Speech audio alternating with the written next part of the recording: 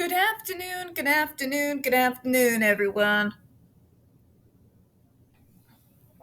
Welcome to another episode of Spilling Tea. I'm your host, Tiffany Daniels. We're going to that horrible world known as the JRC. But before we get going,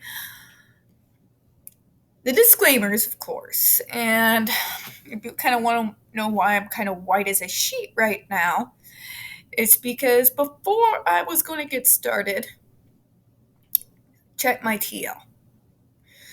And one of my many followers from the autistic community tagged me in something. What they tagged me in is going to be the major theme behind tonight's open chat. For those who do come a part of open chat, I will be trying to censor my videos, yes. Open chat is open chat. There will be cursing. It's meant to let off steam. I would highly suggest, if that's not your thing, stick to the videos. Please stick to the links in the description box. I'm just going to show you a brief little glimpse of it. This came my way. To say I'm horrified is an understatement.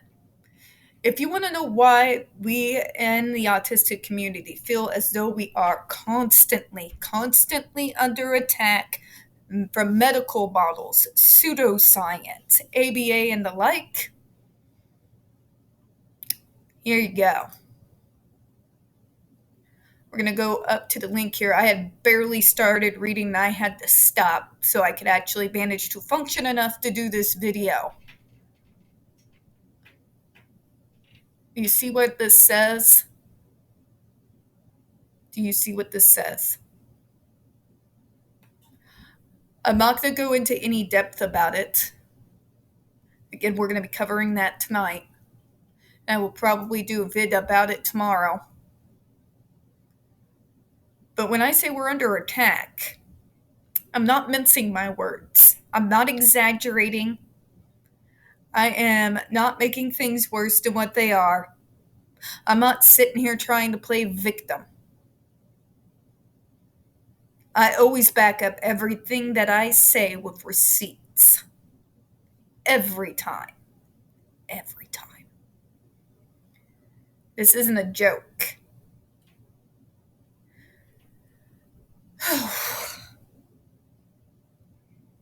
I get more sick, more disgusted, more angry every single day.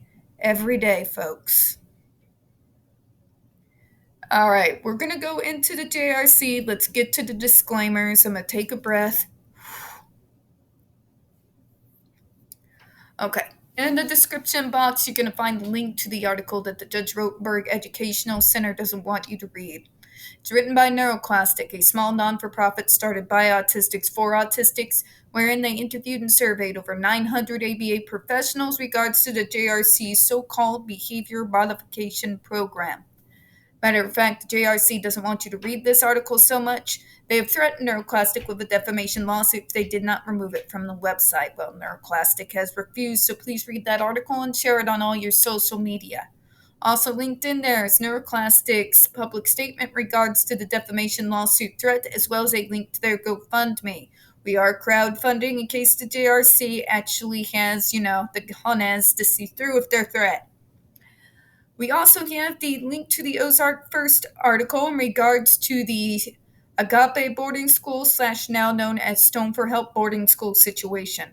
This is a so-called Christian-themed boarding school based out of Stockton, Missouri that takes in so-called troubled male teens that has impending over 21 civil lawsuits, claims, and allegations leveled against it.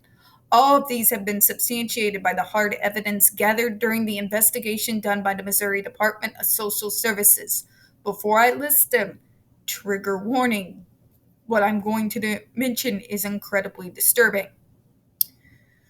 Rape, sodomy, sexual assault, child abuse, psychological and emotional abuse, starvation, child trafficking, and folks, that's just for starters. You have one former staff member arrested by the FBI, another a doctor who's still on the premises with full access the boys up on multiple claims, again substantiated by the Missouri Department of Social Services, of rape, sodomy, and sexual assault of the boys there. You have an attorney general too busy chasing after drag queens and making up false stories and bad photoshops to actually do his job and protect us from the real pedophiles out here. And you got a governor who's been off his nut for, let's face it now, at least the last couple of years. So please share that article on all your social media. We have the other pertinent links to the Stop the Shocks campaign, including Autistic Hoya's massive archive on the subject. The link to Jennifer Masemba's behavioral sheet of shockable offenses. A clip out of the 7-hour ordeal undergone by Andre McCollins back in 2002. The templates in the ever-present self-explanatory change.org Shut the Judge Rotenberg Center Down petition.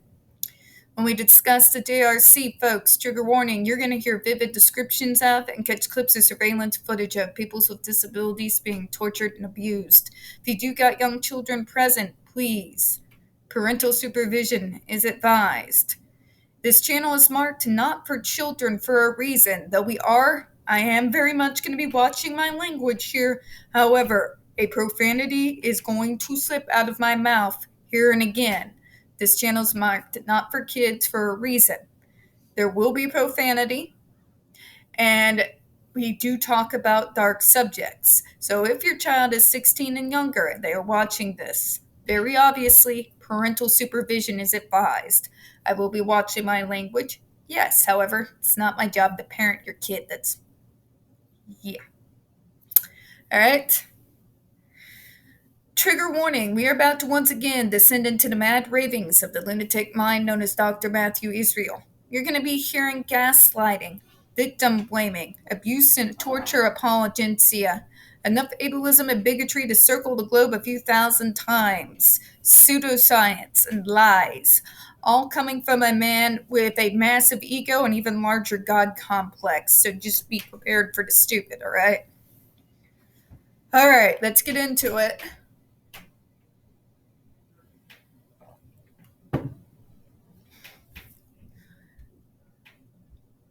In the GM's case, it was decided, oh no, we covered that last week.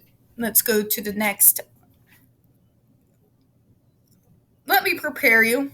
Before we get into this, remember we're talking about the behavioral rehearsal lessons, all right? What Dr. Matthew Israel does is he cherry picks scenarios that are as horrific as possible. Shock and awe. Shock and awe. He wants to take someone at their most vulnerable moments, meltdowns, self-harm, and he wants to give you that window through his eyes. He does this for a reason. He wants you to be shocked into agreeing with him that any means necessary to stop such things from happening is good. It's not, folks. It's not. He uses it as a way to blind you so that he can commit unethical war-level crimes against us with minimal protest. But let's get into it here. Exhibit 226 shows that during the entire 10 months of these lessons, GM did not show the targeted behavior even one time. After the lesson stops, GM continued to do well.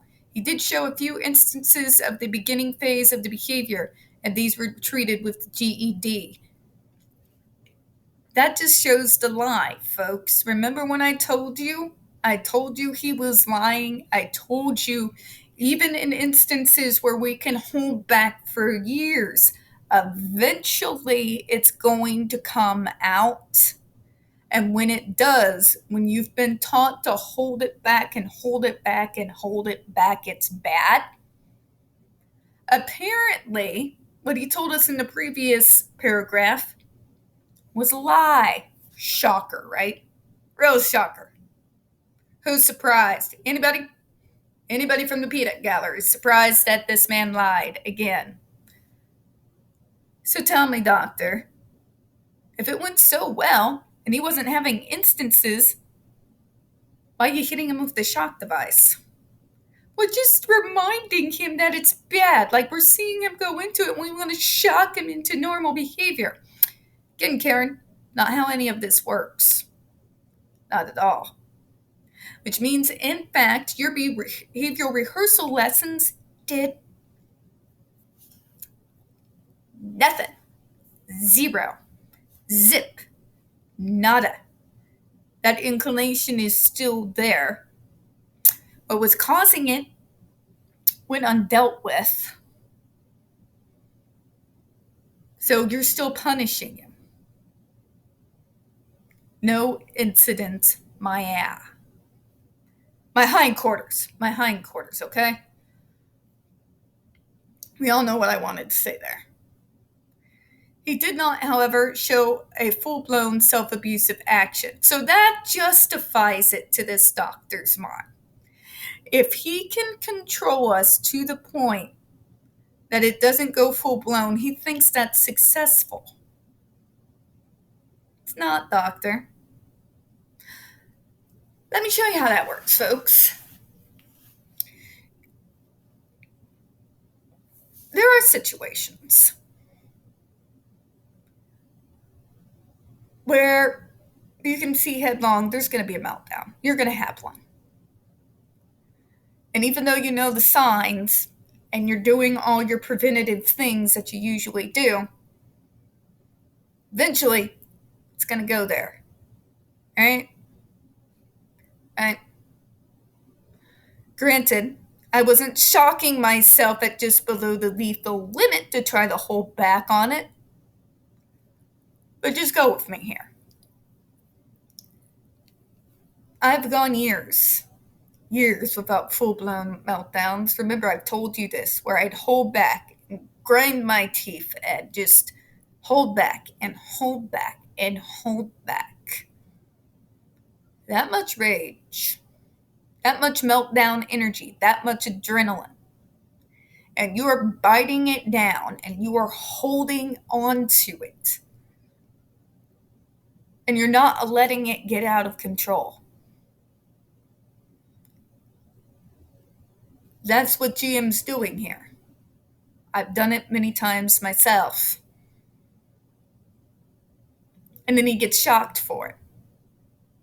Let's think about this for a minute. He's stopping himself. He's catching himself as he's starting to go in and he's holding it down, right?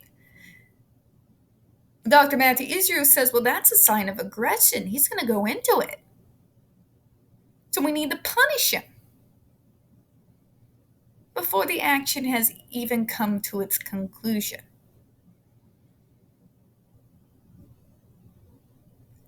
Tell me, doctor, what did you achieve again? Let's read on here. GM continues to do extremely well. He recently testified before a joint committee of the Massachusetts legislature about how the JRC program, including the use of aversive interventions, saved and dramatically improved his life. Here we go again, doctor. Do we need to get into what? You're coercing these people, doctor. You have full power over them. When you march them in there under your full power on your device, do you really think these individuals are going to say anything different from what you want them to say? The threat of violence is still there, doctor.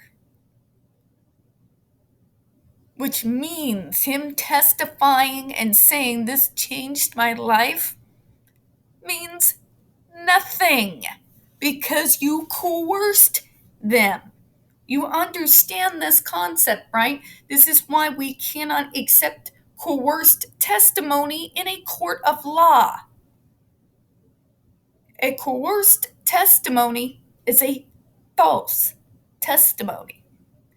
They're doing it the same reason why many torture victims have done and said all kinds of crazy things in the past in order to make the abuse stop. This is how we know torture doesn't work. GM is enjoying significant independence, including paid employment at the JRC.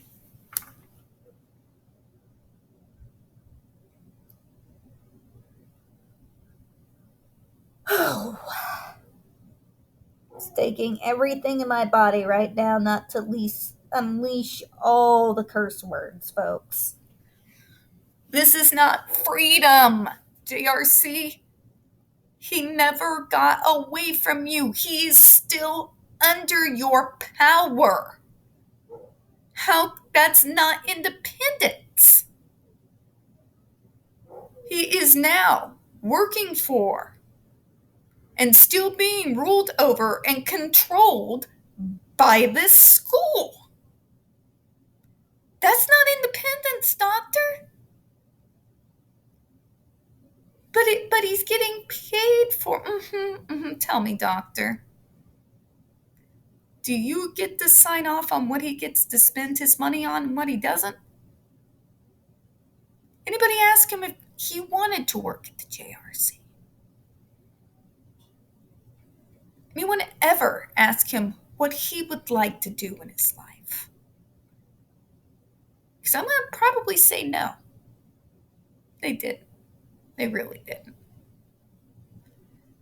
That's not independence, doctor. You want to know what independence is? It may not be much, but it's this. It may not be the Ritz, but I am under no one's control. I pay the bills. I decide how my money is spent. I decide what should be done for me when it comes to my medical decisions, whether it's physical or mental health. I have complete control over my investments. I live on my own. See any staff around? No, you don't. That's independence. It may not be rich independence. It may be stressful as hell, but it's mine.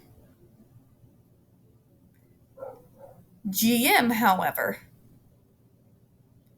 is still under the full power and the authority of his abusers. Still lives there. Still does everything there. The fact that you are now paying him physical money when you can control where he spends it, and I do not doubt that you still have him on that device, that's not independence. That's not happiness at all. This is delusional, doctor. This is not success. This is not success. Not by anybody's measurement. And believe me, doctor, when I say this, I'm not mincing my words. Again, I've worked in this field. My version of independence varies differently amongst the many different consumers I encountered, my friends out in the various areas of the disability world. But we all tend to have one thing in common. We, the individual, are the ones in the driver's seat. I'm going to close on that. We don't get very many views on this channel. The few that we do tend to get removed from time to time. So folks, please don't forget to hit the like button, hit subscribe, and please don't forget to hit those comments. I do appreciate your time. And always, me, Mr. Meow over here, hope you have a good one. Bye-bye, everyone.